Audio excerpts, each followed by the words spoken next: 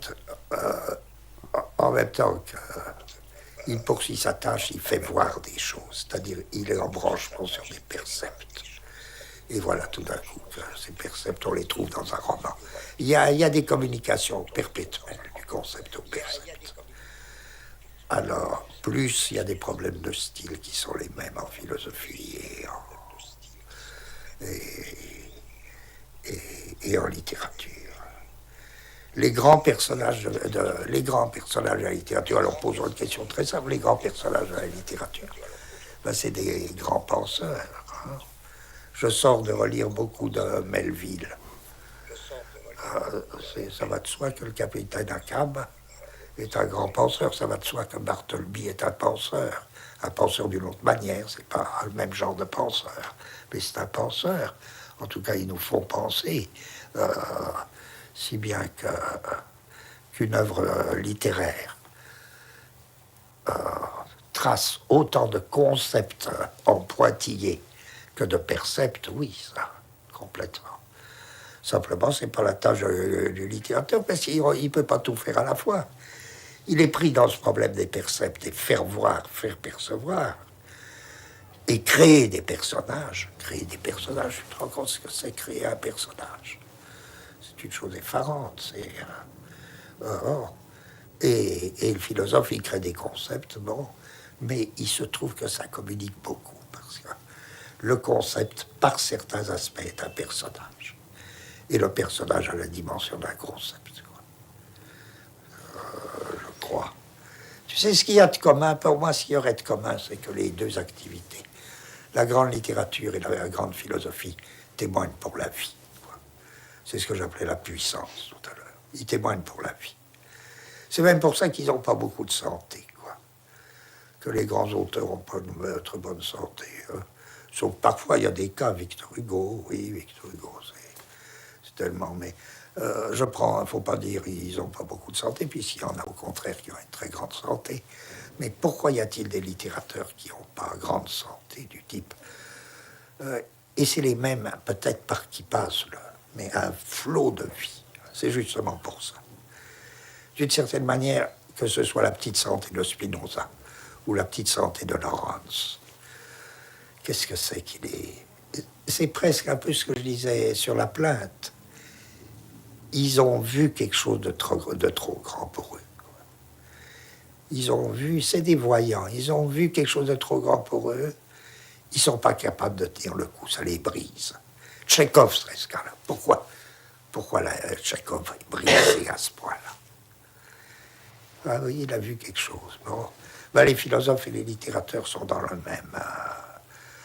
même point. Il y a des choses qu'on arrive à voir et dont à la lettre, ben, d'une certaine manière, on ne revient pas, quoi. Qu'est-ce que c'est ces choses? Ça varie beaucoup pour les auteurs.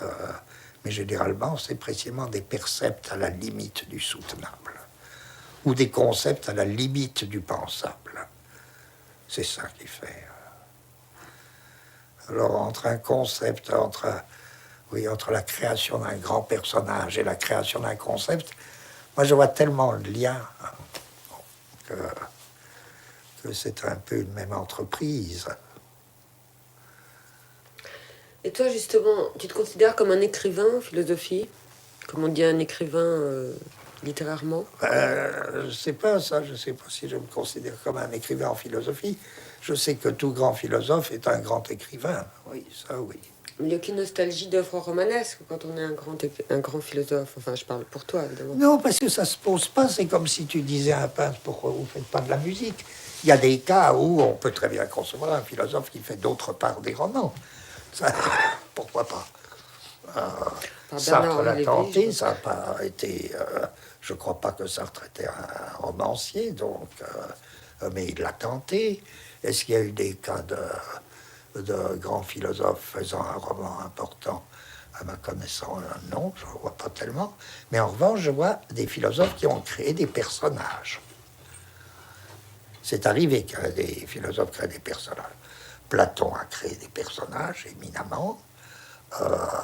Nietzsche a créé des personnages, notamment Zarathustra.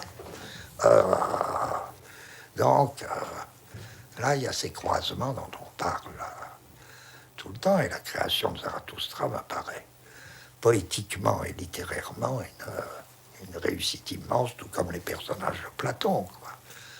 C'est des points où on ne sait plus très bien ce qui est concept et ce qui est personnage. Oui. Ça, c'est peut-être les plus beaux moments.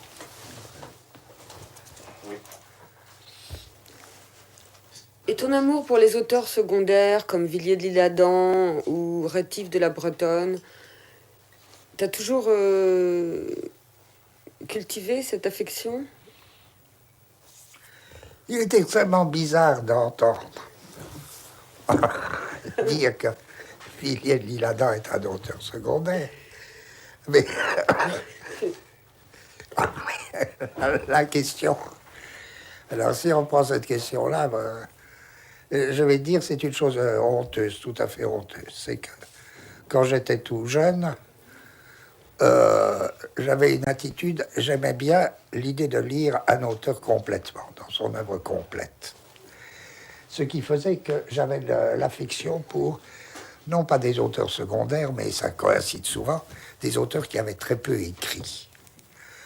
Et là aussi, c'était parce que c'était trop grand pour moi, Victor Hugo, ça me dépassait tellement que j'étais prêt à dire que Victor Hugo, c'était pas bien. Mais qu'en revanche, Paul-Louis Courrier, je le connaissais presque par cœur à l'époque. Paul-Louis Courrier, je le connaissais à fond, parce que c'était vraiment pas gros ce qu'il avait écrit.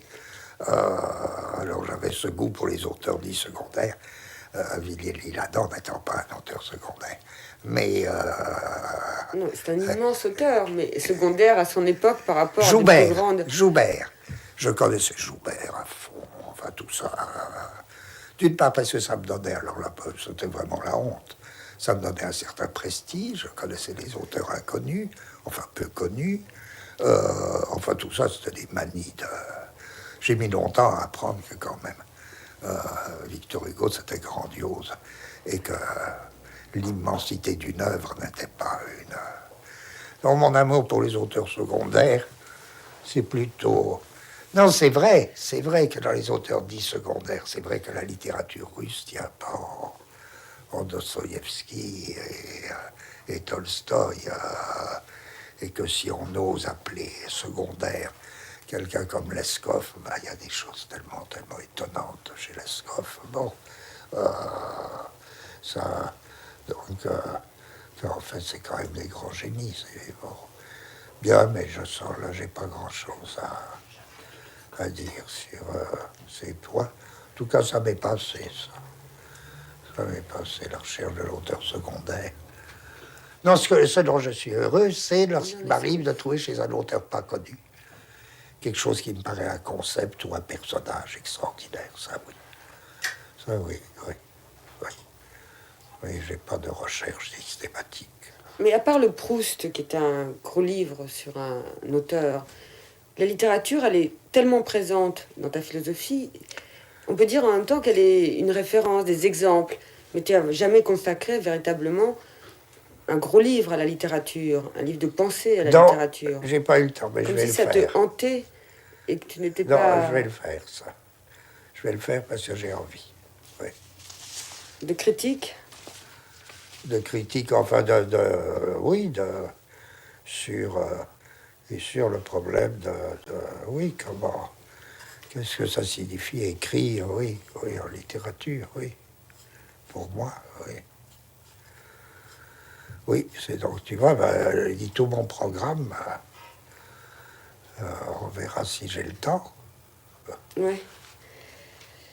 Et alors je voulais poser une dernière question, c'est que tu lis et tu relis les classiques, mais on n'a pas tellement l'impression que tu lis beaucoup d'auteurs contemporains, ou que tu n'aimes pas tellement découvrir de littérature contemporaine.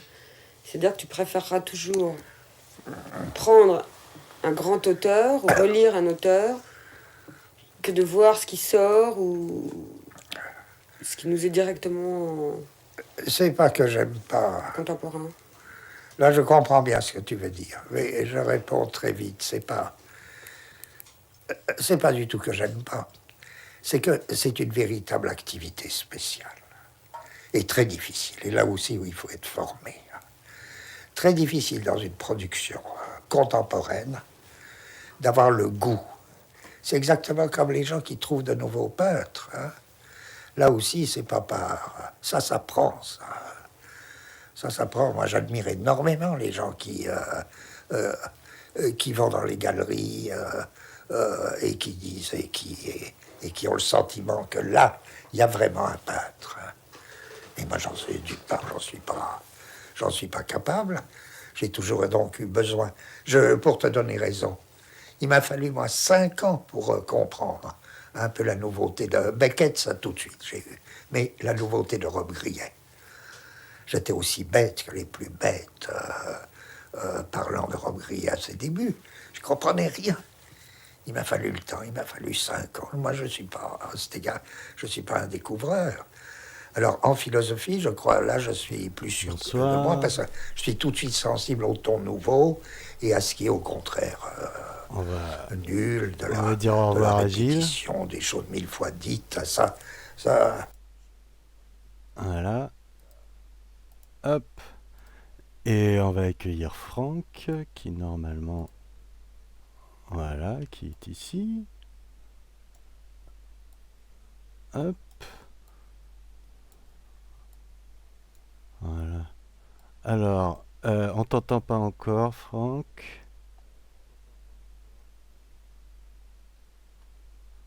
Vas-y, dis-nous quelque chose, là. Ah, non, alors, attends. Non, pardon, c'est moi qui t'entends plus. C'est Twitch, c'est normal. Vas-y, dis-moi. Ouais, est-ce que tu m'entends? Ouais. Parfait. Et je crois que les gens t'entendent aussi. Super. Parfait, parfait. Bon, bah, bonsoir, bonsoir. Bonsoir. Bon, bah, bonsoir. Alors, par contre, ton image est figée. Ouais, et j'ai un écho, mais effectivement. Peut-être que tu peux déjà couper le... Est-ce que tu as coupé le son sur Twitch chez toi? Oui, Ouais. Ah, tu rebouges à nouveau, voilà. C'est bon.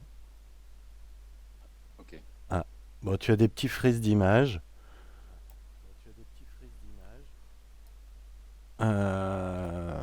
Mais on t'entend quand même, c'est déjà l'essentiel. Ouais.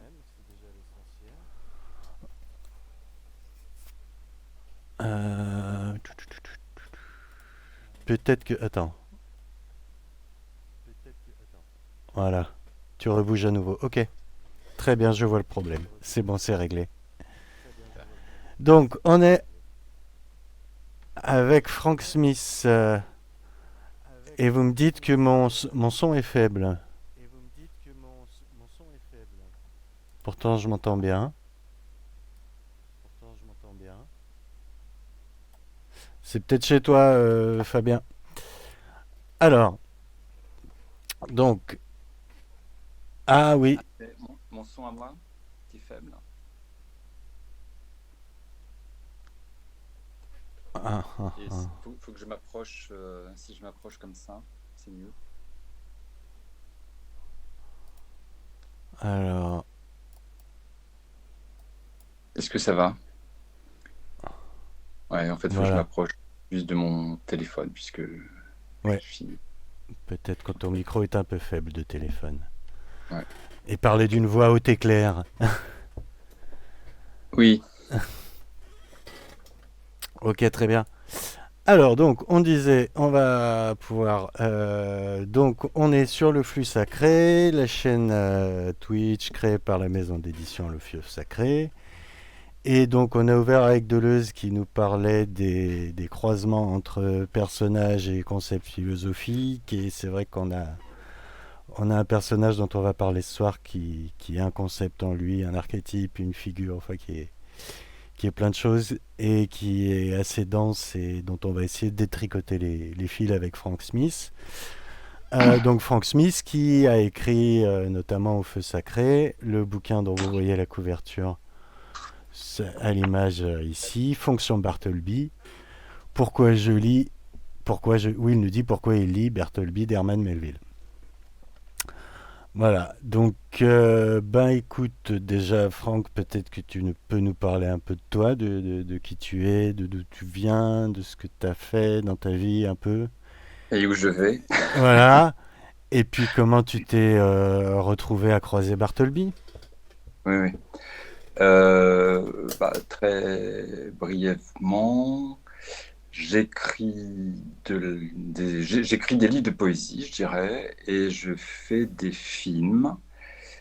Et c'est une sorte de recherche que je mène en fait depuis un certain temps sur les croisements entre images en mouvement et texte. Comment dire ce que l'on voit et comment voir ce que l'on dit, sachant que c'est impossible. Et ceci dans des contextes politiques assez tendus, puisque je m'intéresse en particulier à tout ce qui relève des violences d'État et des violations des droits humains. Des exemples en Voilà. particulier de sujets, Pardon?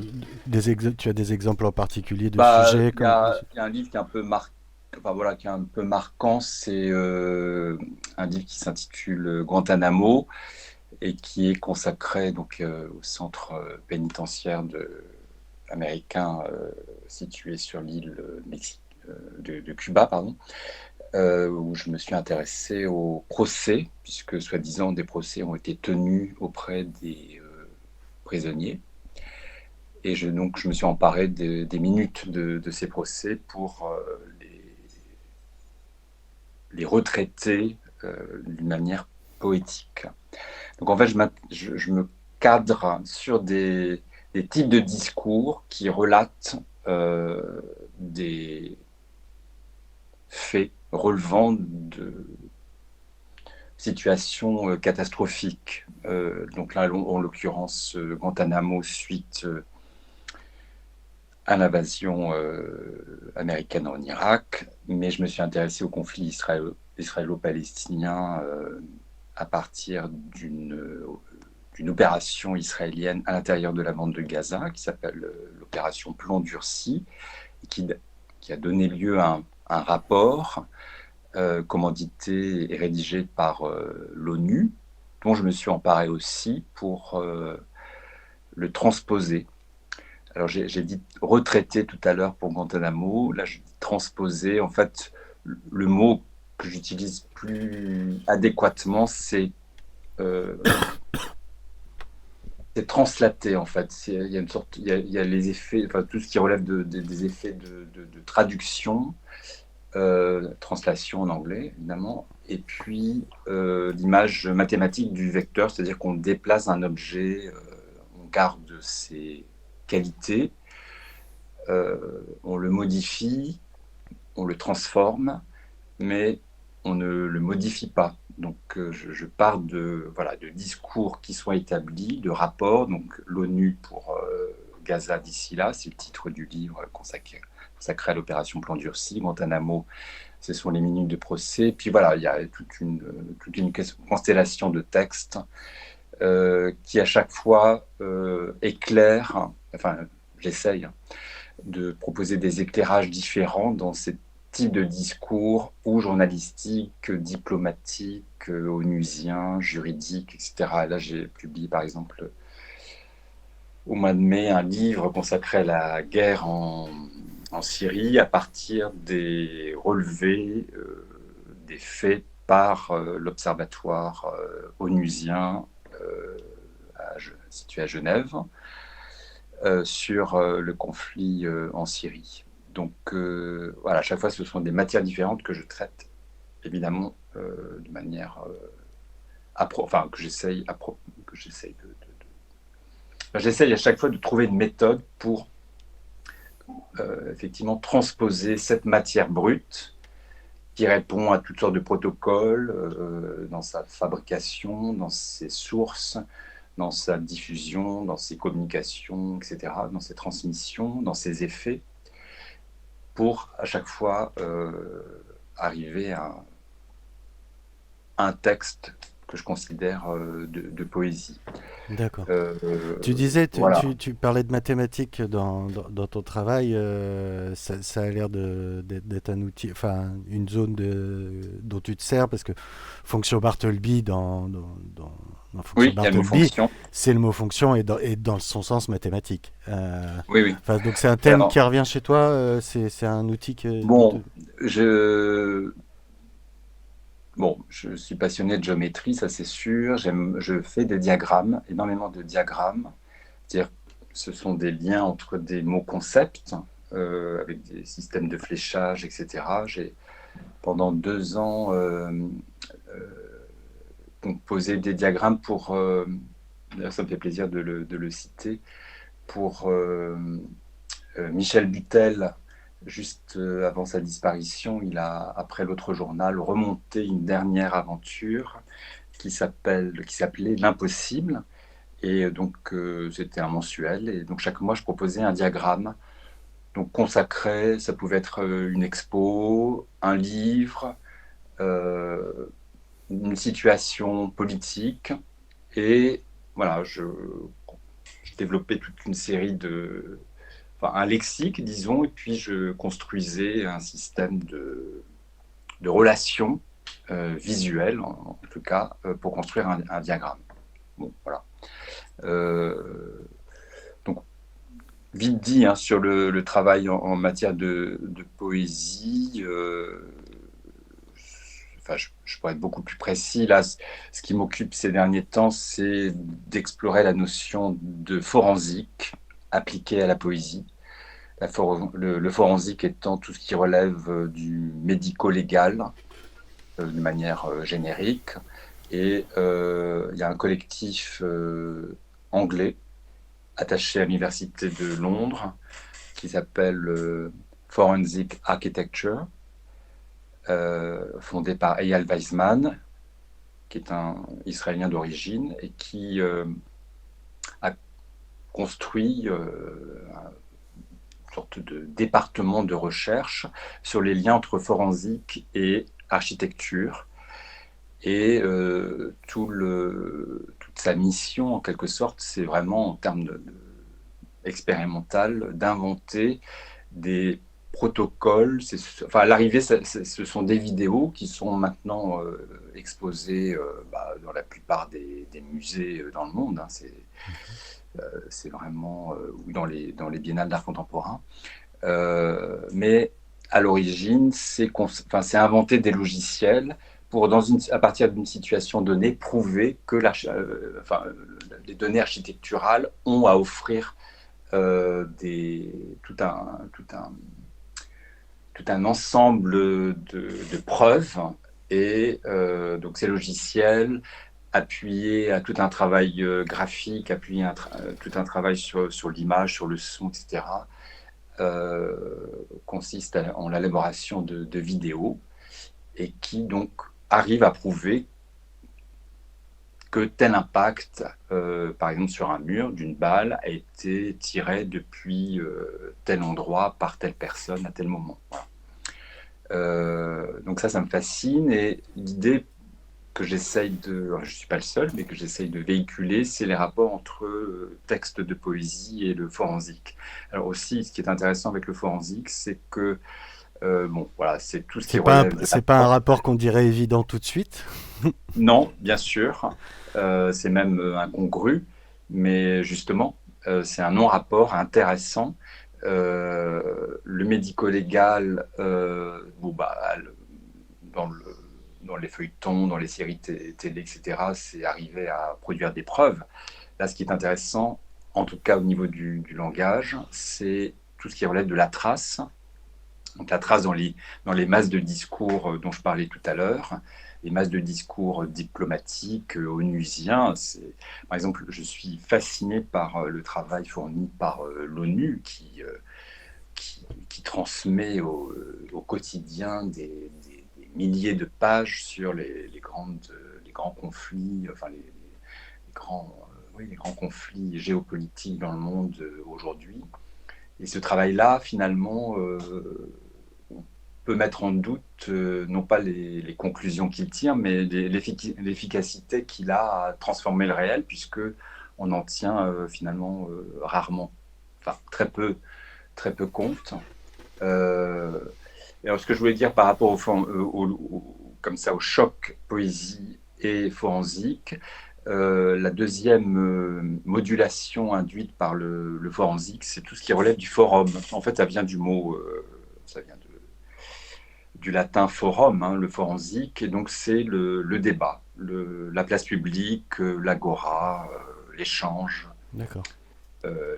voilà, la démocratie. Donc, ce qui m'intéresse aussi dans tout ce que j'essaye de trafiquer, c'est de ne pas créer de personnages, justement pour rebondir sur ce que disait Deleuze. Voilà, en tout cas, un personnage qui serait construit à partir de N personnes ou de N non-personnes. Et là, on arrive à Bartleby, c'est ce qui m'avait intrigué dans ce anti-héros, en fait, de la littérature. C'est colossal tout ce qui a été écrit sur Bartleby, et je me suis bien gardé de lire avant de faire ce petit livre, pour pas être à la fois impressionné et pour pas évidemment redire ce qui a été brillamment dit par des gens, Deleuze en l'occurrence, Agamben en particulier, et puis énormément d'autres commentateurs. Cette nouvelle de Melville a été vraiment, enfin, elle est éminemment commentée. Donc, voilà, il fallait que je me protège pour essayer d'avancer sur l'élaboration de ce petit livre. Je voudrais citer le nom de Alain Gignon. C'est lui qui m'a passé la commande de ce texte. Il fallait choisir, donc la règle c'était de choisir un livre évidemment qui m'aurait marqué particulièrement. Bah, on peut redire un peu c'est l'occasion de parler des feux follets. Il y a un texte, moi j'aime bien le petit texte de présentation pour résumer le concept de la collection. Oui. Nous avons demandé à l'écrivain et au poète quel livre-monde vous fait courir, quel roman terminal vous fait écrire, quel ouvrage du passé vous semble écrit pour le présent. Choisissez bien, vous n'aurez qu'une cartouche. Et donc, toi, ta cartouche, c'était Bartleby. Voilà, alors j'ai longuement hésité. Bon, déjà, j'ai dit non à Alain Gignon parce que je ne me sentais pas du tout en capacité d'écrire un livre sur ce qui pourrait ressembler, disons, à un essai. Je n'écris pas d'essai, je ne suis pas critique littéraire, je n'ai pas... voilà.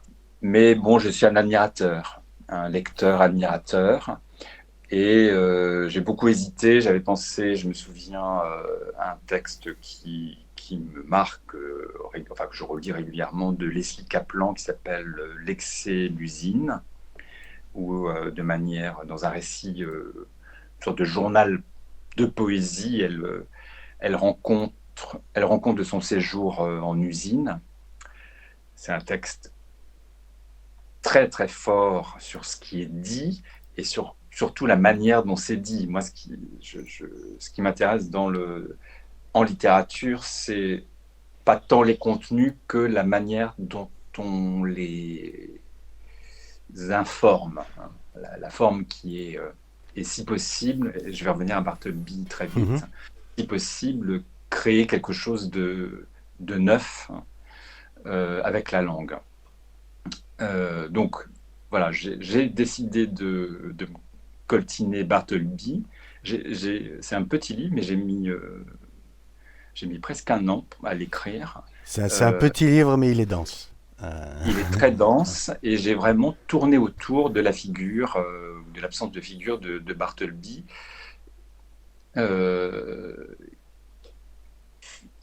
qui est connu pour cette phrase, cet énoncé. Alors, est-ce que c'est une phrase? Est-ce que c'est un énoncé, justement? Est-ce que c'est une proposition?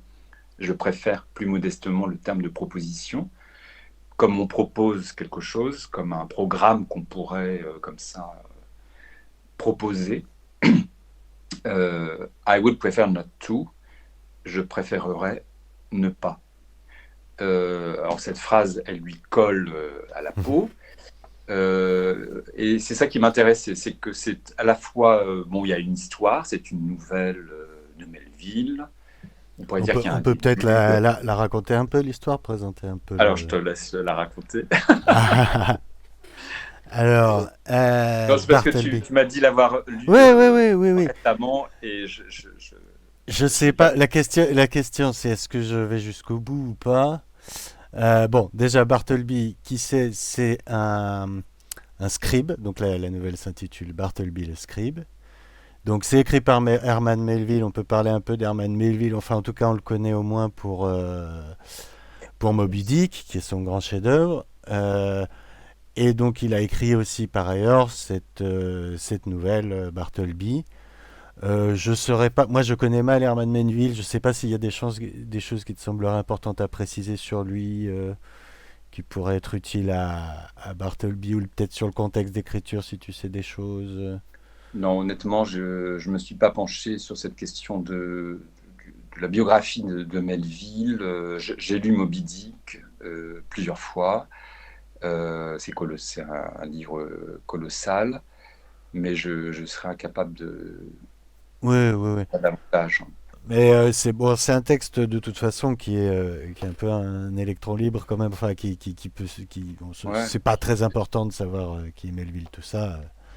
C'est comme une espèce. Donc Bartleby, ce que ça raconte, donc c'est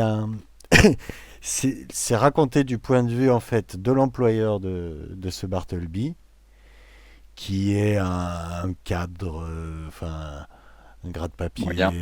cadre Oui. moyen, Un copiste, en un fait. copiste qui vit. Aujourd'hui, il serait dans un open space. Ouais, ouais, tout à Voilà. fait. Et donc, il recrute ce Bartleby et qui arrive et qui donc a cette formule à chaque fois qu'on lui demande du travail, il dit je préfère ne pas. Et l'employeur, le cadre, il est quand même, donc le narrateur, il est quand même très très désemparé de tout ça, et il nous fait le récit de cette rencontre et de comment il n'arrive pas à obtenir quoi que ce soit de ce Bartleby qui préfère ne pas. Et petit à petit, il préfère vraiment rien, Bartleby. C'est-à-dire que ça va jusqu'au point où il dit je préfère qu'il n'y ait aucun changement, enfin qu'il n'y ait euh, et donc et il pousse cette fonction, cette non-fonction de Bartleby pousse sa non-fonction jusqu'à l'extrême. Et ça, bon, à la limite, je vous laisserai lire le Oui, récit c'est pour pas. le dire. Mais c'est voilà, ce qui est étonnant, ce qui est fascinant dans ce personnage, c'est cette espèce de radicalité du nom, quoi. Tu utilises le mot de résistance pour le décrire. Il y a un absurde, et comme disait Deleuze, quoi, dans l'extrait, c'est poussé au point que ça devient un concept du non-travail, du refus. On est dans un cadre en plus donc de bureau où il a aussi deux collègues très caractérisés. On a le colérique, puis il y a le carriériste. Enfin, voilà, il y a quelque chose qui est décrit de ce monde-là, du travail, des grains de papier du 19e, petits bourgeois. Alors, c'est pas très détaillé, on n'est pas dans quelque chose de très décontextualisé, c'est presque des caricatures, les collègues. Mais notaire, voilà, chez notaire. Oui, c'est un cabinet Cabinet de notaire. On est à Wall Street, hein, on est à New Ouais, York. voilà. Euh, Donc voilà un oui, peu l'idée de ce qu'est Bartleby, qui préfère ne pas. Voilà. et d'ailleurs, quand il s'est agi de travailler sur ce texte et sur ce personnage, évidemment, j'ai relu plusieurs fois la nouvelle, et en fait, c'est assez déceptif en fait en termes d'écriture. Et bon, voilà, il se passe des trucs, mais c'est pas. Euh, Enfin, j'ai pas été bouleversé par la nouvelle elle-même. Mm. C'est plutôt, et c'est ça qui est intéressant, c'est que justement, l'écriture, elle est plutôt assez, elle se donne comme ça, de manière, c'est un flux d'écriture, c'est très narratif, Euh, et à chaque fois surgit une espèce de bombe à retardement dans la bouche de ce scribe, de ce copiste. C'est intéressant qu'il soit copiste parce qu'il passe son temps à recopier des documents, puisqu'il n'y avait pas de photocopie à l'époque. Donc, à la main, manuscritement, il recopie, recopie, recopie. C'est un peu un bullshit job, peut-être. Oui, bah oui, complètement. Sauf qu'il faut être à l'heure, il ne faut pas partir avant l'heure, etc. Enfin, voilà, c'est le petit employé d'une étude notariale en plein Wall Street quand même. Et bon, voilà, il n'y a pas vraiment une épaisseur en termes littéraires, sauf cette phrase, cet énoncé, cette proposition, ce question. Enfin, alors, c'est pas je préfère ne pas, c'est je préférerais ne pas. C'est le conditionnel. Donc, il y a une espèce de je préférerais, on est dans l'action, on monte, je préférerais, et ne pas la chute. Et à chaque fois, il répond ça. Et ce qui est intéressant, c'est que syntaxiquement, ça n'est pas correct en anglais. On ne dit pas I would prefer not to. Donc à chaque fois, on est, quand on lit la nouvelle, on est un peu désarçonné déjà par cette erreur syntaxique. Et cette erreur syntaxique, eh bien, les collègues de ce copiste qui est Barthelemy, ils savent pas la gérer en fait. Et on ne sait pas faire avec. Ils sont complètement désarçonnés. Alors au début, bon, ça crée un trouble. Après, ça crée de la colère. Et puis, ça s'amplifie en fait. Et ce qui est intéressant, c'est que voilà, le simple fait de dire quelque chose, bah, c'est le faire. C'est une phrase aussi très performative, c'est-à-dire qu'elle déstabilise tout le monde. Alors j'ai dit désarçonner, mettre en colère. Elle s'oppose à l'autre, elle s'enferme en elle-même. Enfin voilà, il y a toute une constellation de propositions à l'intérieur de cette phrase qui est elle-même c'est une multiproposition, j'ai envie de dire. Avec plein de flèches qui vont dans différentes cibles, vers différentes cibles. Et c'est assez confondant parce que ça laisse perplexe. On peut y voir de l'humour aussi. Enfin, voilà, il y a une sorte de complexité comme ça à partir de cette simple phrase. Alors ça, c'est complètement fascinant. Et c'est ça qui m'a plu. Et j'ai essayé de chercher autour. C'est vraiment un travail de circulation. J'ai fait mon copiste à ma manière. J'ai essayé de circuler à partir. Donc, c'est un texte construit uniquement de fragments qui sont relativement courts et qui s'emboîtent les uns les autres. Certains reculent, d'autres avancent. Il y a j'ai essayé d'utiliser des vitesses différentes, donc on accélère à certains moments, on débraye, on réembraye, pour essayer de circuler comme ça autour de cette non-figure qui est Bartleby, qui est fascinante. Alors, après, j'ai lu Agamben, j'ai lu d'autres commentateurs. On est allé très loin dans comme ça le commentaire de ce personnage Bartoli. Je trouve peut-être un peu trop loin. Il faut rester, me semble-t-il, les pieds sur terre. Et voilà, c'est pas le résistant, c'est pas lui qui va faire la révolution et changer le système néo-capitaliste dans lequel on vit. Faut pas exagérer. Mais à l'endroit où il est, parce qu'à la fin, il ne quitte plus l'étude notariale, c'est-à-dire qu'il dort, et puis il se nourrit que de gâteaux au gingembre, donc il se nourrit mal, il dort là où il travaille. Enfin, c'est une figure, non pas forcément du résistant, mais Il y a, c'est il une y a figure quelque de la... chose, ouais. Mais c'est vrai que quand tu dis que c'est pas un résistant, il y a quelque chose qui va plus dans l'absurde, quoi. Donc qui rentrerait en contradiction avec le résistant, avec le côté vraiment politique de la chose. C'est trop absurde et ça va trop loin pour. Voilà. Alors en même temps, c'est très Beckettien pour moi. C'est vraiment on parlait de personnage, c'est un héros de Beckett, on pourrait très bien l'imaginer, sauf que dans Beckett, le décor va avec les personnages, hein, ça va être une poubelle. Là, on est dans une étude notariale. L'écriture de la nouvelle, elle est. Voilà, on est. Enfin, elle peut être assez ennuyeuse, hein, je n'ai pas peur de dire ça, sauf que comme cette phrase revient régulièrement, eh bien, la bombe se recharge régulièrement jusqu'à exploser, mais voilà, elle ne renverse pas tout non plus. Mais c'est une phrase éminemment politique et poétique, de par justement le fait qu'elle crée un chaos dans la grammaire, en quelque sorte. Et donc on ne sait pas faire avec ça. C'est ça qui est fou, c'est que là, les collègues sont désemparés, et c'est ce qui va causer la fin de Bartleby. C'est-à-dire que il ne parle pas comme les autres, et en plus, il parle pour à la fois ne rien dire et pour me dire qu'il ne peut plus agir. Donc c'est quand même une sorte de fuite par rapport au système capitaliste. On est dans le Wall Street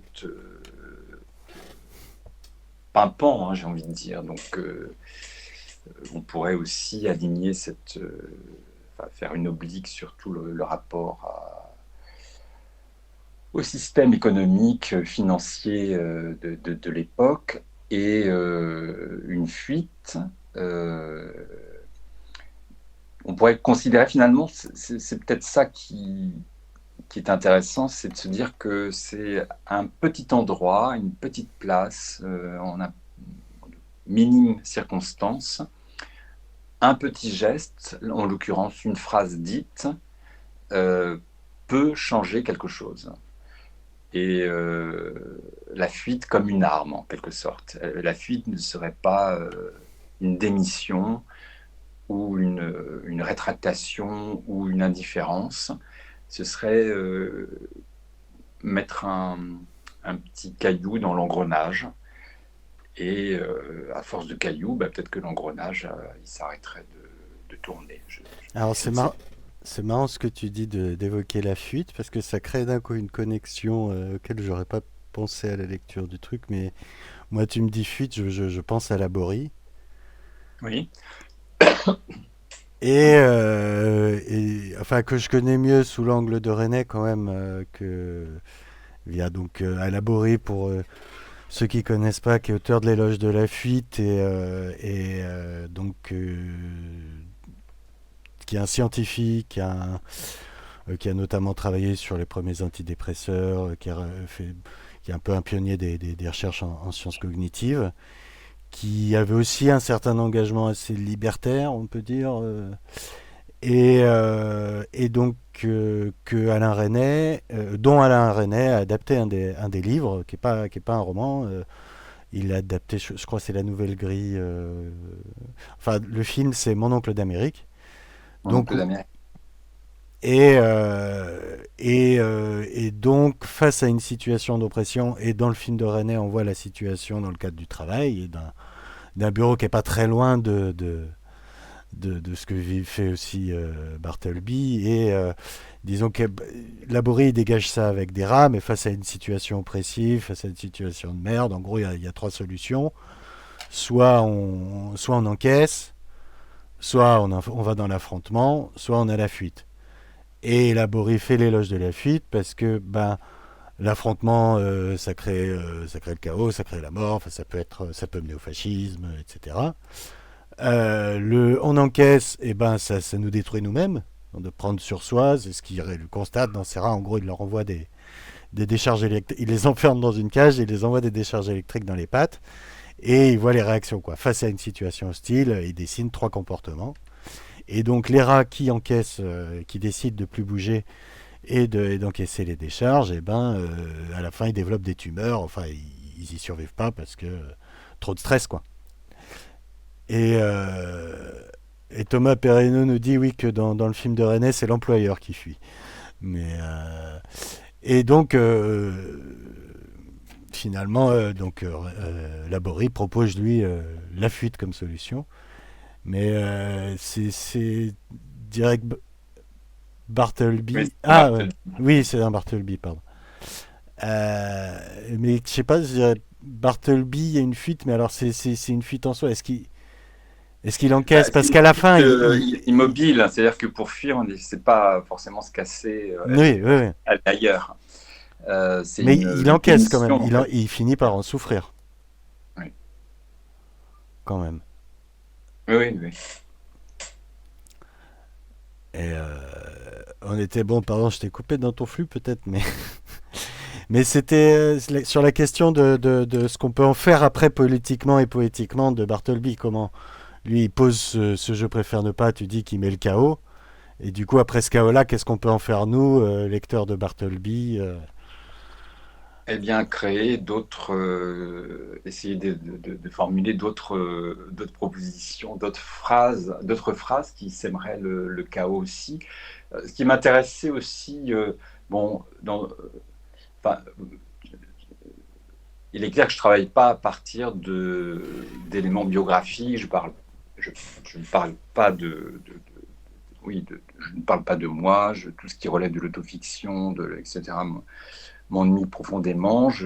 La littérature narrative également. Ce qui m'intéresse, c'est de couper dans les phrases, d'où le lien avec ce qu'on peut appeler de la poésie, et donc créer des ruptures comme ça, des espèces de zigzags, puisque en fait, voilà, un zigzag, c'est j'avance, ben, c'est encore une figure, ça pourrait être une figure géométrique, hein, j'avance, puis je reviens vers le premier point, mais par décalage, et je continue ainsi. Hein. Euh, c'est l'idée que, et ça, ça vient de Deleuze également, où il dit que la littérature commence quand on se dessaisit du pouvoir de dire je. Le pouvoir de dire je. Alors, c'est ça qui est intéressant, c'est je glisse dans le petit bouquin sur Bartleby de je préférerais ne pas à on ne préférerait ne pas. Tout ce qui relève du murmure anonyme, en fait, la masse des êtres vivants sur cette terre. Le politique, c'est quoi? C'est comment être sur cette terre, tout simplement.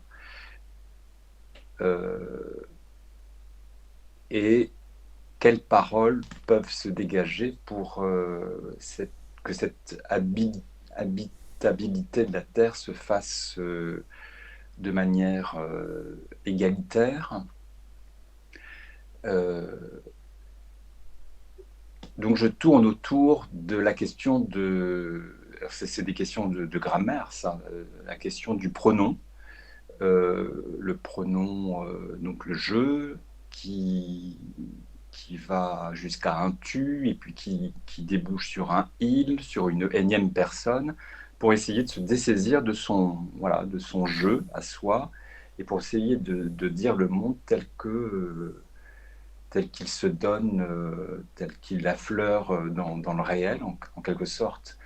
Et ce qui est intéressant là, c'est aussi une sorte de démission par rapport au jeu. Je préférerais ne pas dire je, donc je préférerais dire on. Enfin, il y a toute une circulation dans le livre autour de cet usage du on qui m'intrigue beaucoup dans la langue française, puisque ça n'existe pas. Enfin, il y a très peu d'équivalents dans d'autres langues. Je sais que ça existe en allemand, je ne parle pas allemand, mais en tout cas, il n'y a pas de on en anglais. Et c'est intéressant, voilà, quel type de phrase créer. Hein, c'est celui qui écrit, c'est quand même ça, hein, qu'il met en chantier.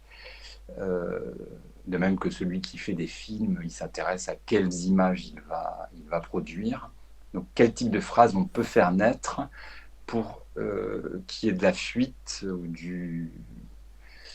d'espèces de cailloux dans la syntaxe, de manière à faire que, à la fois sa face littéraire, pour reprendre la proposition de Deleuze et puis que ça change quelque chose, que ce soit performatif. Bon, voilà. Et essayer de parler à la énième personne. C'est pour ça que dans les bouquins de poésie que je trafique, je pars de documents, hein, c'est vraiment de la poésie documentale, dont je ne suis pas l'auteur, et qui traite des faits, en fait, sur des situations données qui sont des situations très, très catastrophiques. Je vais sortir l'année prochaine un bouquin sur la guerre en Irak, à partir des documents qui ont été révélés par Wikileaks, qui sont donc tous les relevés des incidents par l'armée américaine pendant la guerre. Donc là, c'est encore un autre type de document. Donc c'est l'armée qui produit sa matière textuelle avec ses jargons, son lexique, ses types d'abréviation, ses protocoles d'écriture, etc. Donc, non pas essayer de faire dynamiter ça, mais comment transmettre justement par effet de vectorisation du champ purement militaire et le faire se transposer dans un champ plus poétique, enfin pas poétique et plus ouvert peut-être. Voilà un peu, je ne sais pas si ce que je raconte est clair, mais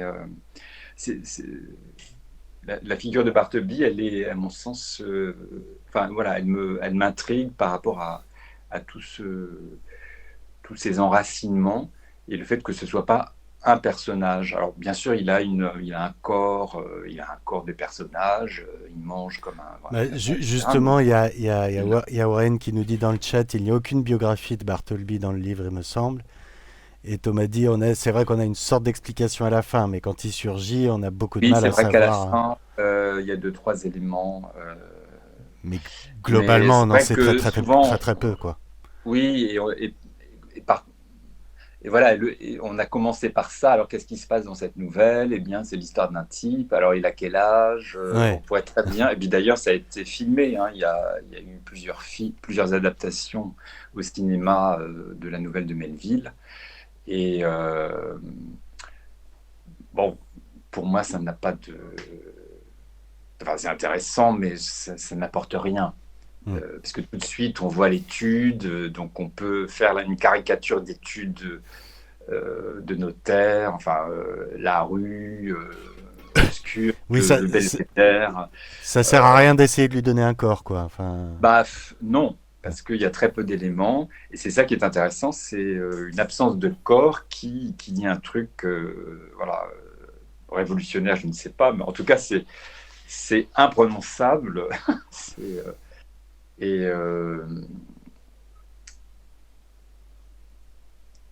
ça laisse perplexe. Donc, je trouvais qu'il y avait enfin voilà, il y a une sorte de je sais pas, de lien entre justement l'effet politique et l'effet politique. Voilà, il y a les deux effets qui se conjoignent dans et c'est ça qui m'a intrigué, plu. Tu trouvais, oui, il y a... Enfin, il y aurait comme, tu me dis si je dis des conneries, hein, mais de cet effet poétique qu'est la phrase le I would prefer not to. Oui. Tu lui découvres une fonction politique, en fait. Oui, parce qu'elle est finalement elle est mise en exergue parce que franchement la nouvelle est un peu chiante, à vrai dire. Non, mais je suis toujours étonné. Les gens disent que c'est formidable, etc. Non, elle n'est pas. Pourtant, on me dit que c'est génial hein, à toutes les pages. Là, Bartleby, c'est quand même très déceptif. Mais justement, ce qui me semble intéressant, c'est que Il y a Warren qui nous dit une nouvelle écrite comme un acte notarié. Bah, oui, évidemment, c'est QFD. Ouais. Ouais, c'est tout à fait ça. Ouais. Et à un moment donné, il y a des comme ça. J'ai parlé de bombes. C'est une petite des munitions qui viennent faire sauter aussi le classicisme de cette langue. On est au fin 19e.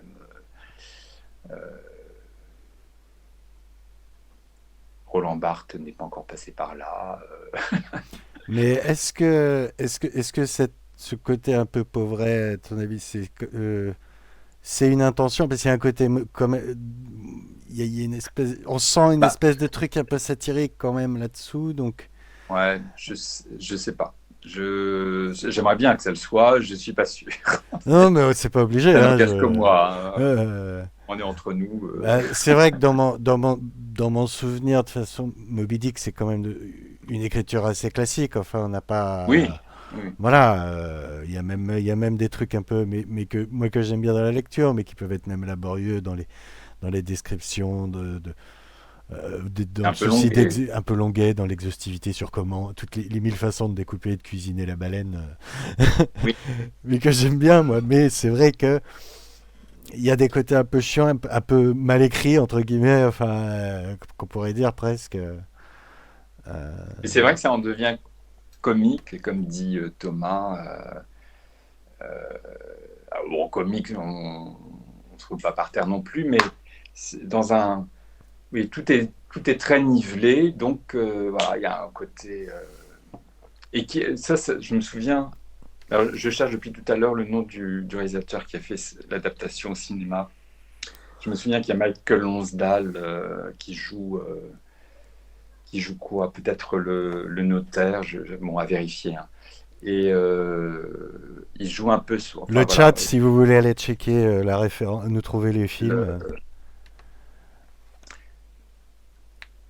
Voilà, il joue sur l'effet comique, mais aussi sur l'effet tragique à la fin. Et je me souviens de décors, les murs sont c'est lavé vert, hein, c'est une espèce de verre d'eau. Enfin, les costumes sont sombres. Enfin, c'est très triste. Enfin, Hmm. c'est, euh, c'est très déprimant, à vrai dire. Thomas nous parle de Maurice Ronet. Voilà, c'est Maurice René. Merci beaucoup. Voilà, 76. Ouais, Merci. merci. Donc voilà, donc ce qui m'intéresse, enfin pour revenir sur le Ouais, ouais, livre, ouais, c'est ouais. ça, construire des fragments. J'adore les écritures fragmentées et essayer de tourner autour de ces notions-là et puis divaguer, hein, sur la question du on, la question de l'usage du pronom, la syntaxe dans les phrases, l'usage politique de la langue. Euh, bon, voilà. Évidemment, enfin, je-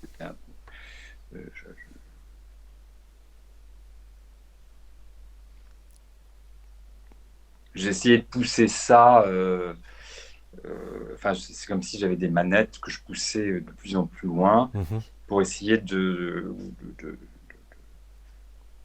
d'extraire un jus poétique et politique. C'est pas très joli comme image, pardon. Mais, Non, ça marche, ça a le mérite d'être clair. hum. Mais non, enfin, je relisais parce que vraiment le texte est dense et j'ai mis beaucoup de temps. Mais ce qui est intéressant aussi, c'est je préférerais. C'est quand même voilà quelqu'un qui dit ah bah je préférerais. C'est voilà, on pense à Deleuze parlait tout à l'heure de témoignage pour la vie, la puissance de vie. Voilà, je préférerais quelqu'un qui essaye d'embrasser, qui s'amplifie de vie pour la vie, et puis aussitôt il y a la chute, ne pas, je tombe, l'ascension d'une chute. Euh, et c'est quelqu'un qui ne dit pas oui, mais qui ne dit pas non, qui ne dit pas non non plus. Donc c'est. On a des interventions dans le chat. On pourrait faire un lien avec Pierre Legendre dans le rapport entre langage juridique et langage poétique. Euh, oui, Alors, moi, je connais pas Pierre Legendre. bah, Donc, euh, c'est Thomas Perrino qui nous demande est-ce qu'on pourrait faire un lien avec Pierre Legendre dans le rapport entre langage juridique et langue poétique.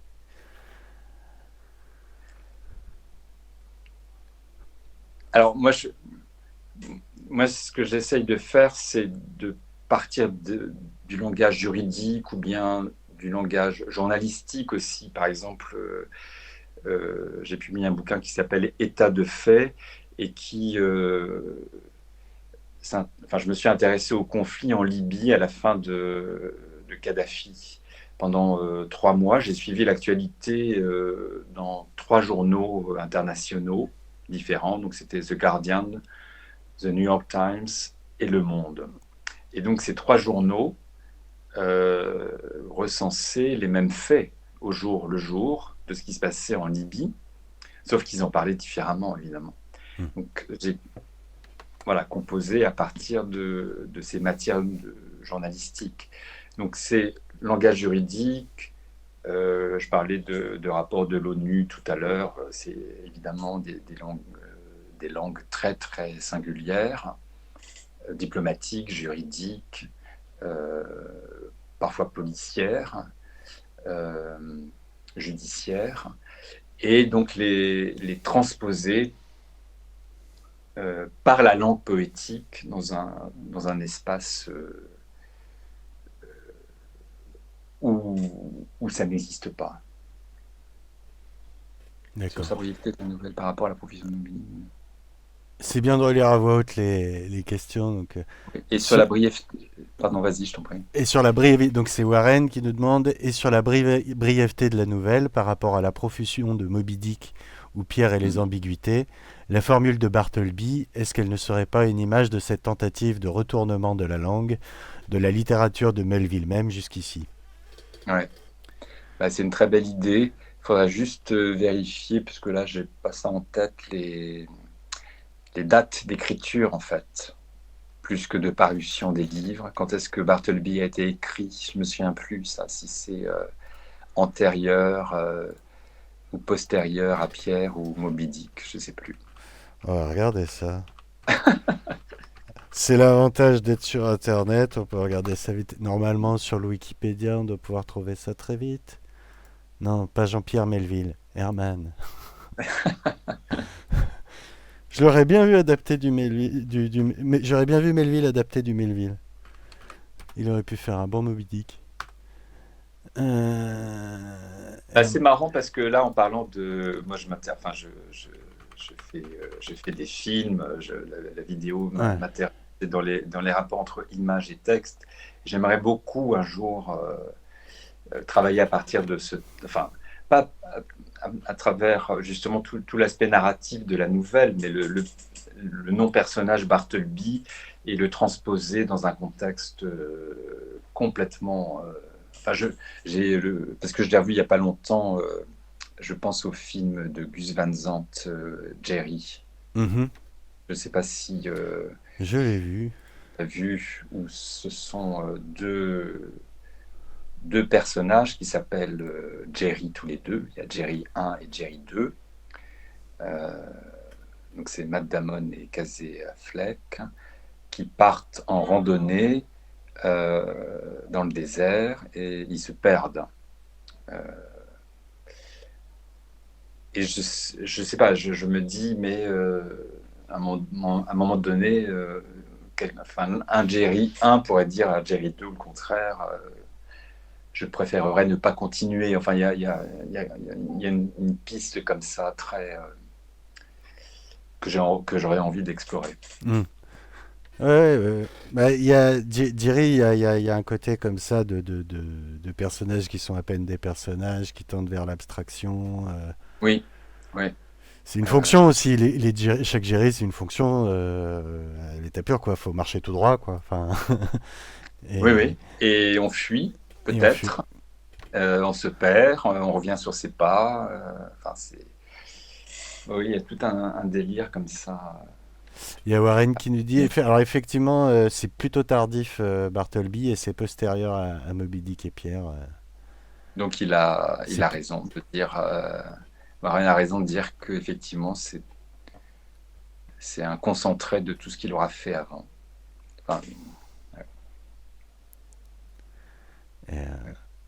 Mais alors du coup, tu vois, ça peut se réfléchir, ça, comment, après ce que tu as dit sur Bartleby, du fait que tu travailles en vidéo, tout ça, quelles images tu mettrais? Imaginons qu'on te dise adapte Bartleby en film, sachant que c'est pas une bonne idée. qu'est-ce que tu mettrais comme image, des images Bartleby, c'est quoi? Qu'est-ce qui pourrait être une image Bartleby?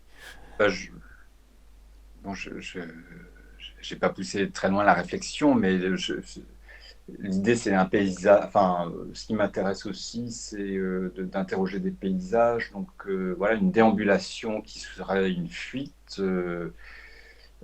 dans un contexte de foule immense et puis de vide total. Je pense à des paysages islandais.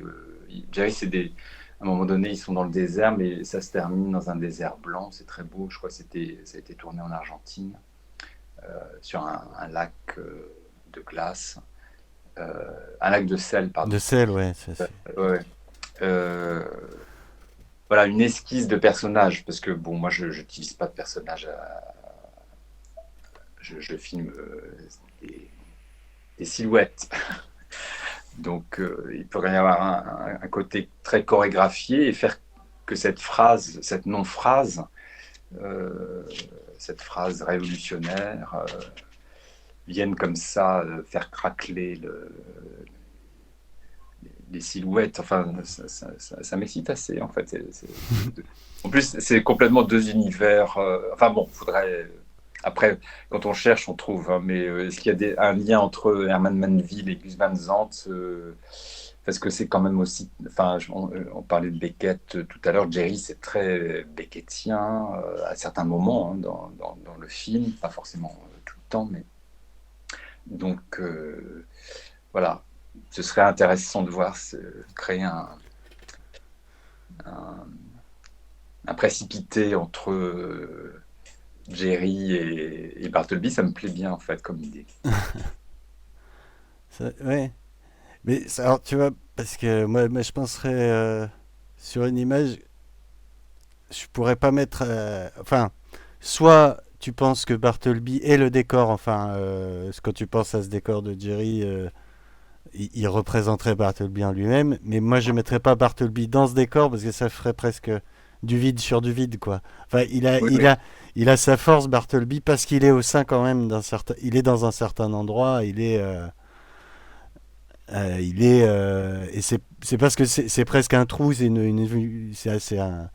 un trou dans cet endroit Oui. qui est trop de paperasse, trop de fonctions, trop de codes, trop de machin. Et il Oui, arrive oui. et il vient faire un trou là-dedans par lui-même, quoi.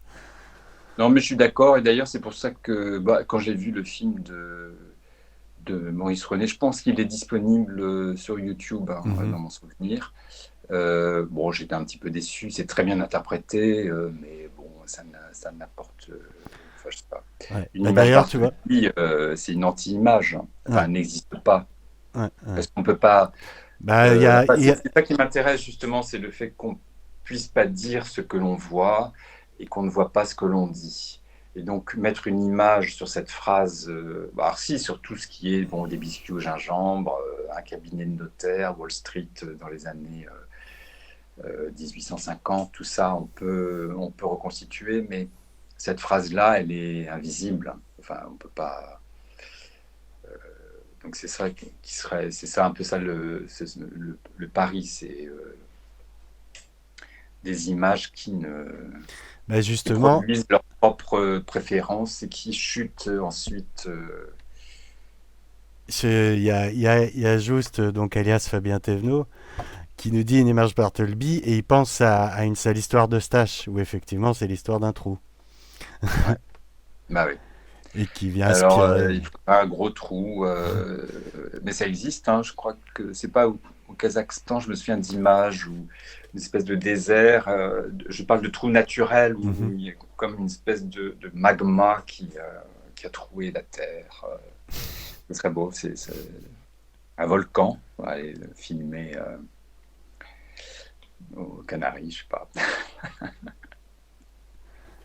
Et il y a Thomas qui reparle de cette histoire de courrier sans réponse qu'il y a dans la nouvelle, mais je sais plus ce qu'il voulait dire par rapport à Ah, les ça. lettres mortes. Les lettres Oui. mortes, voilà. Oui, oui. C'est un sujet qu'il travaille. Alors ça, c'est intéressant, effectivement. Effectivement. Ça arrive à la fin, il me semble. Euh, en anglais, c'est Dead Letters, je sais plus.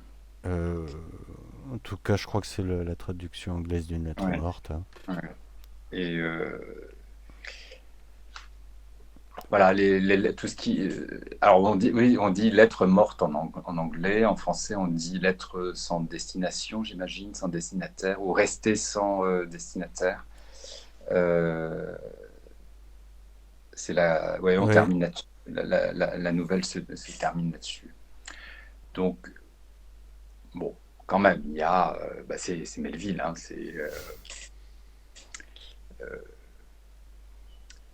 il y a une force à la fin. Mais il disparaît, enfin, il est enfoui par la masse de lettres, et lui-même n'a pas de destination, sa phrase est sans destinataire, parce qu'on ne sait pas comment faire avec. Euh, donc c'est plein de hiatus en fait. C'est une phrase hiatus. J'aime bien hiatus, mais je sais pas si. ouais, C'est un personnage hiatus. Voilà. C'est pas Hibernatus, c'est. un personnage hiatus. Ouais, ça sonne. Ça sonne. Alors là, j'ai cheminé un peu dans ma tête, mais c'est vrai qu'il y a toujours un peu la question, quand on revient sur un texte plus ancien et tout ça, de l'actualité de ce texte. Et on a quand même un phénomène en ce moment aux États-Unis, ils appellent ça le silent quitting. Il y a il y a un peu des Bartleby le silent quitting, c'est le fait de faire Bartleby, quoi, d'arrêter de bosser, de s'arranger pour en faire le moins possible le travail, un strict minimum, les tâches obligatoires, avoir l'air de travailler, enfin en tout cas, de préférer ne pas, quoi. Et je viens de. Ça m'est surgi dans la tête là que c'est quand même un truc en ce moment dont on parle beaucoup. On a beaucoup de défections chez les gens qui travaillent au bureau. Donc, est-ce que. Bon, je pense pas que c'est des gens qui ont lu Bartleby, mais est-ce qu'on peut. Définition, oui. Oui. Oui, je vois ce que tu. De toute façon, tout ça, l'intérêt, c'était essayer de rééclairer ce texte, et puis de le tirer là où. Ce serait prétentieux de dire là où il n'a jamais été tiré, mais bon, il y a des ficelles que j'ai essayé voilà, de manipuler, parce que moi ça m'intéressait aussi, et peut-être que ça pouvait être partageable, etc. Là, ce que tu dis à l'aune de. Enfin, je sais pas si. Enfin, ce que je veux dire, c'est est-ce que c'est vraiment un texte sur les conditions de travail, etc. Euh, je pense que c'est un peu pousser les choses, mais on pourrait quand même l'éclairer avec ça, bien sûr. Le fait qu'aujourd'hui, la valeur travail a perdu de sa flamboyance. On travailler pour travailler, je pense que c'est de moins en moins souhaité, et on comprend. Donc, puis déjà le mot travail, voilà, qu'est-ce que c'est qu'un travail, aller au travail, Mais et je suis. est-ce que c'est Ce un que je voulais travail? dire, là où je voyais correspondance, enfin quelque chose qui résonne entre les deux, c'était pas tant sur les conditions de travail, parce que ce silent quitting, des fois, c'est pas seulement sur les conditions, c'est sur le mode de vie, ça peut pas être lié forcément au contexte, mais c'est de retrouver, de voir que finalement, il y a quelque chose de. Il y a tout un tas de gens qui se retrouvent, pour reprendre un truc un peu la Deleuze, mais il y a un devenir Bartleby pour ces gens-là, ils sont pris dans un devenir Bartleby, quoi. Euh, Finalement, oui, on n'est pas obligé sur le contexte ou les raisons, mais on a tout un tas de gens qui se retrouvent pris dans une espèce de Oui, devenir oui, ce serait beau, Bartleby, hein. quoi. Une très belle idée. Oui, oui. Bah oui, il y a un devenir Bartleby, il y a aussi un devenir anti-Bartleby, hein. La menace, c'est quand même très Oui, prégnant. c'est.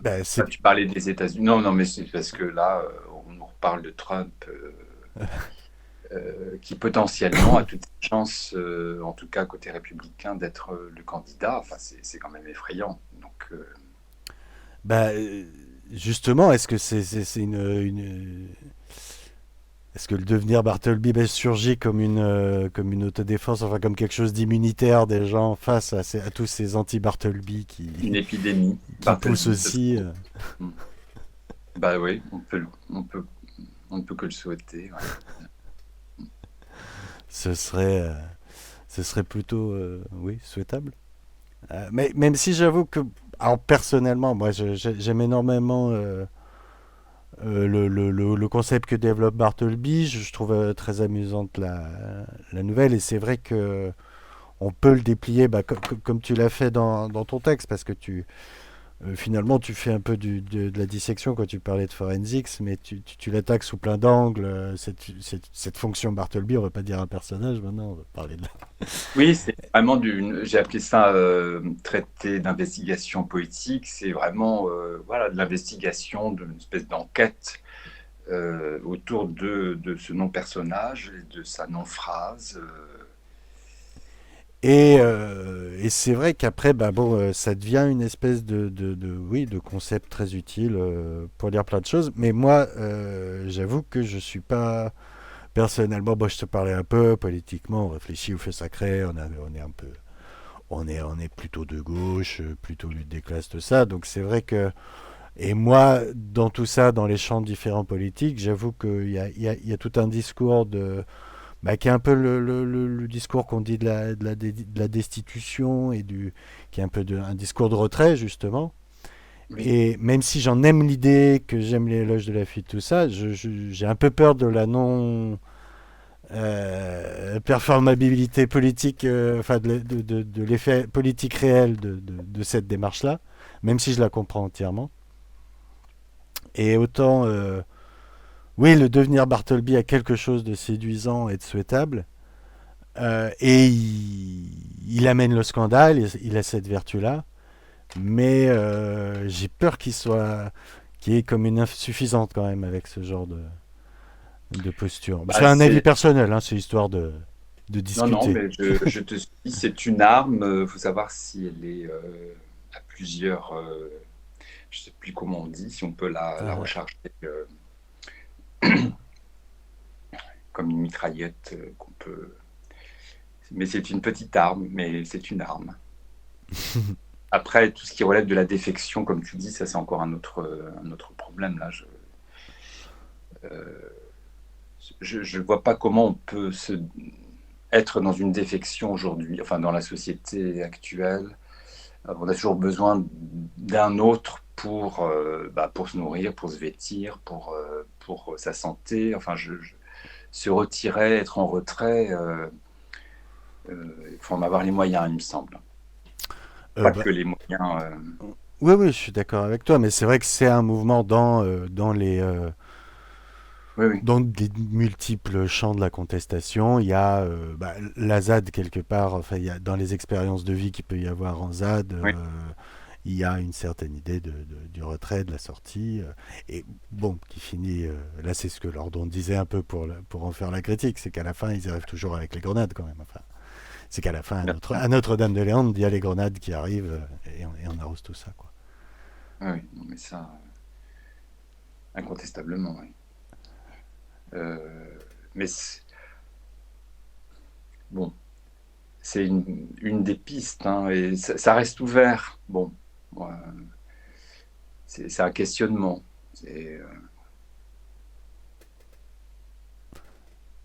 C'était une façon de se dire, On est- certes, c'est une arme, mais dans quel cas est-ce qu'elle est utile, à quelle échelle, et qu'est-ce qu'elle peut faire, et puis quelle portée, ouais. quelle portée, mais elle a quand même ce côté, ouais, comme je disais, de scandaleux, et avec ce je préférerais, enfin, pour revenir vraiment à l'aspect d'arme de langage, comme tu disais, elle a, elle a une forme d'élégance dans sa violence de fin, et ce préférerait qui est. Ah non, mais elle est magnifique, c'est vraiment une trouvaille. Enfin, puis oui, moi je la vois vraiment comme un arc oui, voilà, c'est un tir à l'arc. Voilà, Alors c'est marrant, tu vois, moi je pense plus à une lame. Tu vois, une lame courbe un peu arabisante, je sais pas, tu vois, Oui, oui, qui oui. attaque et qui... Oui, oui, je te l'accorde. Euh,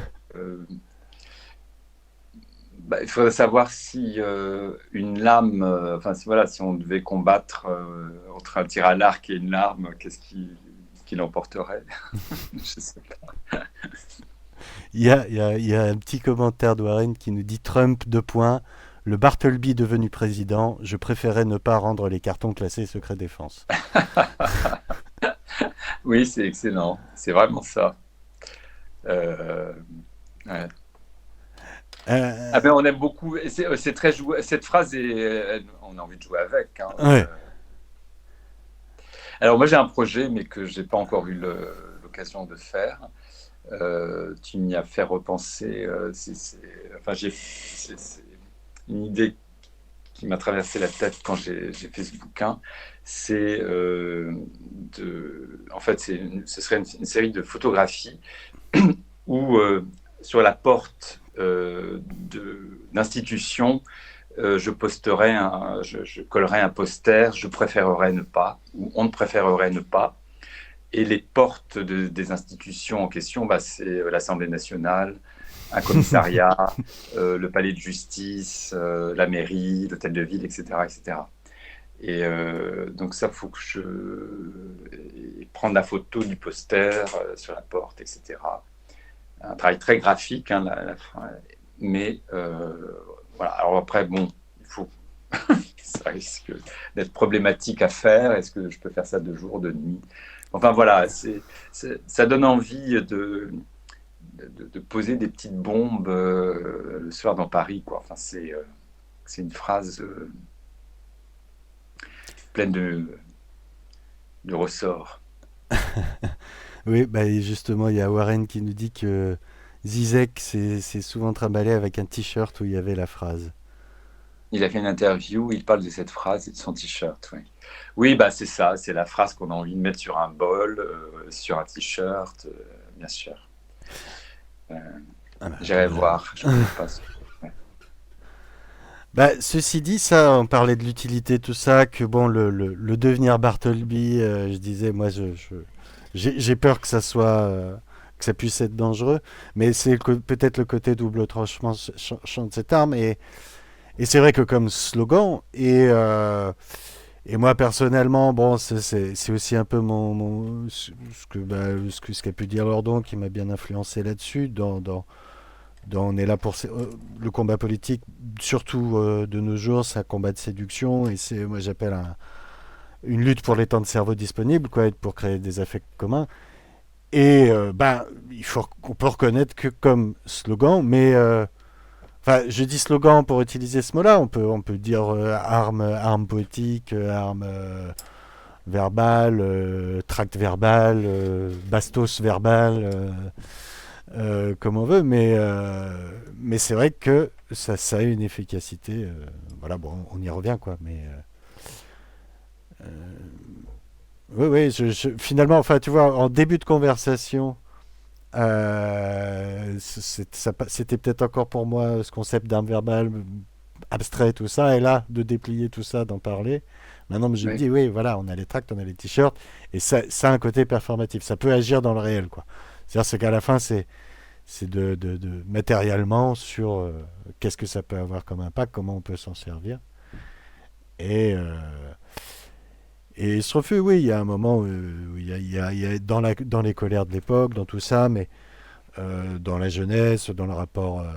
Et on revient, oui, quand même au travail, qui n'est pas seulement les conditions de travail, qui est une approche de la place du travail dans la vie et du travail employé et de la contrainte.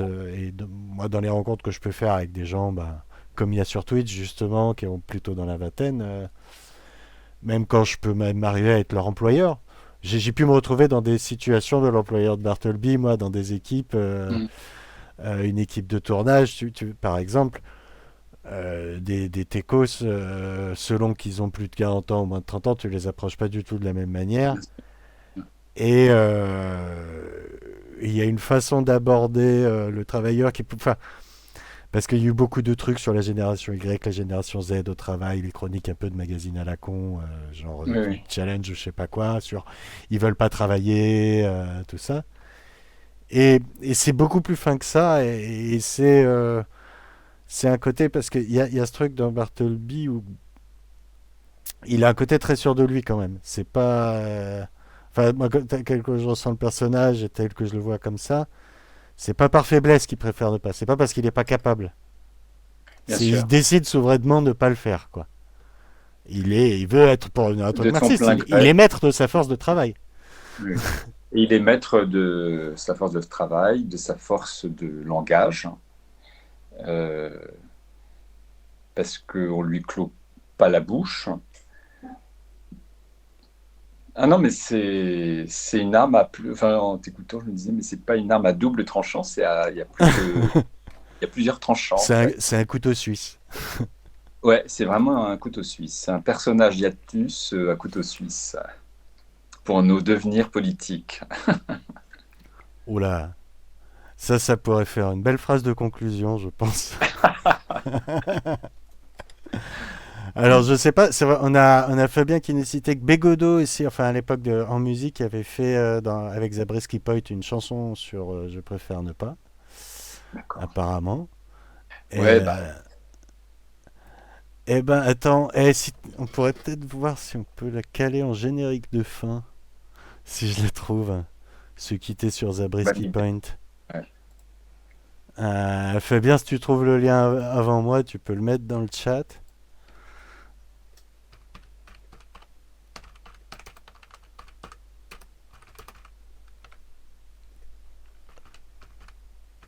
Et il est dans le chat. Il est dans le chat, c'est parfait. Alors, hop, ça va demander une ou deux manips techniques. On est encore sur les débuts de nos expériences Twitch, donc je suis pas hyper fluide sur les transitions techniques, surtout quand c'est improvisé comme ça. Mais voilà, I would prefer not to de Zabriskie Point. Alors je vais peut-être tout simplement partager la fenêtre, capture de fenêtre, ok. Il y a l'idée que, enfin, c'est peut-être la dernière phrase, ça se termine par à humanité. Et il y a, voilà, c'est aussi Attends. une dernière exclamation. Oui, et oui. Et le récit se termine là-dessus. Allez, eh ben, on va pouvoir remercier tout le monde, remercier Franck d'être venu causer avec nous. J'espère que ça t'a pas déplu. Absolument pas. Je suis ravi d'avoir partagé ce moment avec toi Euh, et nos chatteurs qui sont très efficaces. ouais, Merci ben beaucoup. merci d'avoir. Je voulais quand même dire quelque chose, c'est que j'adore ce livre. Je l'ai offert des dizaines de fois. D'ailleurs, j'en ai plus, donc je vais en récupérer, j'espère. Et graphiquement, c'est une réussite aussi. Ben, Et ça, il faudrait souligner les graphistes. eh ben, c'est donc Thomas Bizarri et Alain Rodriguez, donc qui ont fait Qui ont inventé effectivement. la typo exprès. Et c'est vraiment. Enfin, moi, j'adore ce livre. Voilà. Oui, Aussi alors attends. dans sa confection. Ouais. Donc c'est vrai que maintenant, les feux follets sont faits par Marie-Lou Garcia et Léa Laforêt, qui Oui. sont des élèves de Thomas Bizarri, qui ont pris la suite.